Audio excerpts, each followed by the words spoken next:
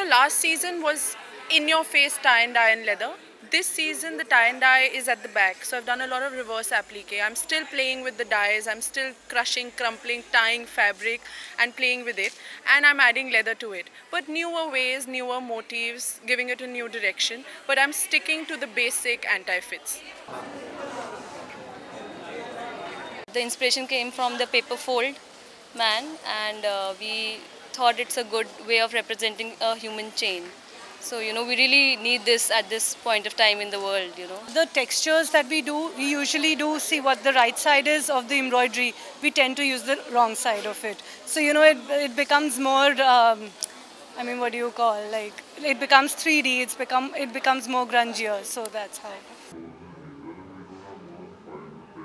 We see fashion as a form of art, and we see art integrating into fashion. So that's fundamentally how the label came together, about bringing art to the masses through fashion. All the art prints are original art prints created in-house by us. So we try to make the prints in such a way that it is unisex sometimes, and sometimes it is also maybe a colorway of what the women wear. But why should women have all the fun? There is no menswear which is doing quirky menswear. So we want to slowly creep into that market and be called as the quirky menswear label as well. I hate going to Indian weddings because I have nothing to wear that fits my character.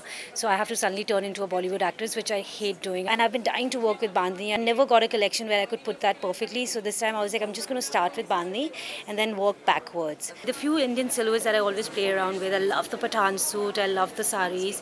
So this was basically an Achkan jacket, which I just did some bomber jacket details and did the quilting, because quilting works amazing on Bandhani. It just gives that bump, it gives that shine. And Arshia just pulled off this outfit so well. She did.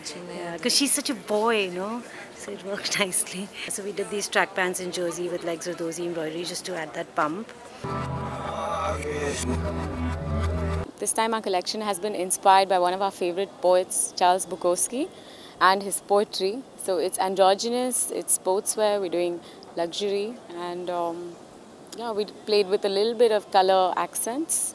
It's about people who want to be there, who want to go out there, but it's still minimal, it's still comfortable in your shoes. You would have seen a sweatshirt which says don't try, and even the philosophy behind it is also you should be comfortable in your shoes instead of trying too hard to be somebody, to fit into someone else's character.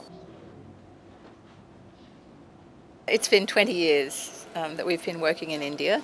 We've always used a lot of chanderi, hand weave, and also sometimes power loom, and that's something that we're feeling very enthusiastic about at the moment, and we have some in this collection, and we're also developing some for the following collection as well. So this is the chanderi that Pam was just talking about. This is from the Node people in Kutch. It's one of the groups of women that the Shrujan Cooperative have under their auspices, and we did a special project with them so that we could bring their pieces into full garments, because they work so remotely and they have to work on very small pieces of fabric. So we had to redesign everything to work out how we could use their small pieces into a full garment.